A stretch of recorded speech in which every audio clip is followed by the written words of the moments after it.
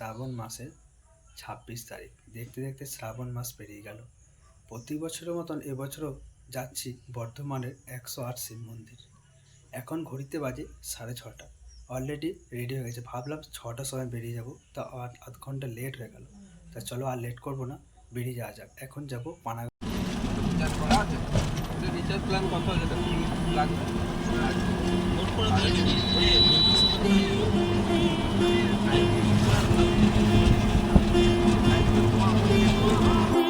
পানাগড় স্টেশনে চলে এসেছি আমরা, টিকিট কেটে নিয়েছি। ট্রেন ধরবো বর্ধমানে। महाकाल देवों के देव हर हर शिव शंभु नमो नमः। महाकाल देवों के देव हर हर शिव शंभु नमो नमः। महाकाल देवों के देव हर हर शिव शंभु नमो नमः। महाकाल देवों के देव हर हर शिव शंभु। सारी दुनिया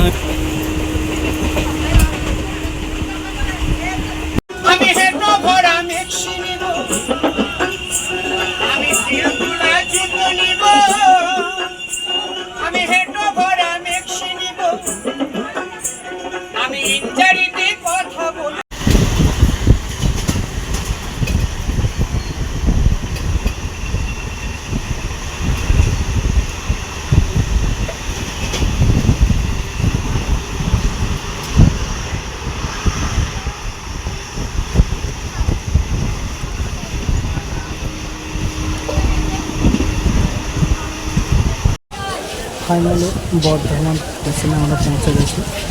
এখন যাচ্ছি বাইরে দিকে যেয়ে পরে টোটো ধরে নেব। এটা হচ্ছে বর্ধমান বাইরে চলে এবারে দেখে টোটো ধরে নেব। যাচ্ছি একটা গাড়ি।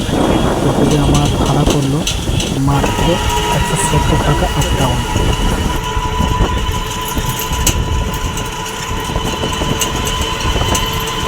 বর্ধমানের 108 মন্দির পৌঁছে গেছি। এটা হচ্ছে গেটটা, ভেতরে ওদিকে যাব। ভেতরের দিকে সব তোমাদেরকে দেখাবো। তার আগে সাইডে চটি রাখার জায়গা আছে, ওখানে 1 টাকা করে নেয়। চটিটা রেখে দেবো, রেখে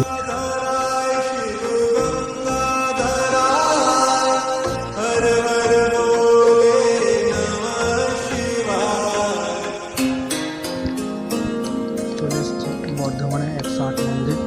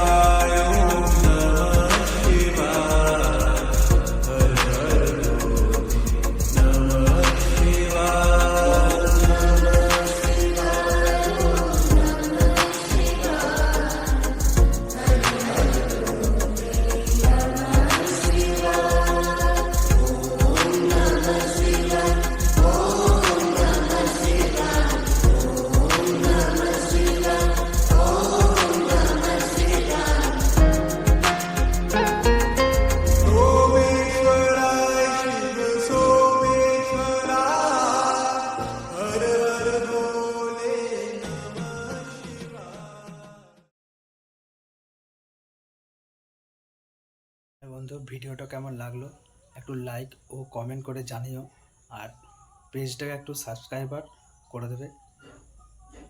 চলো।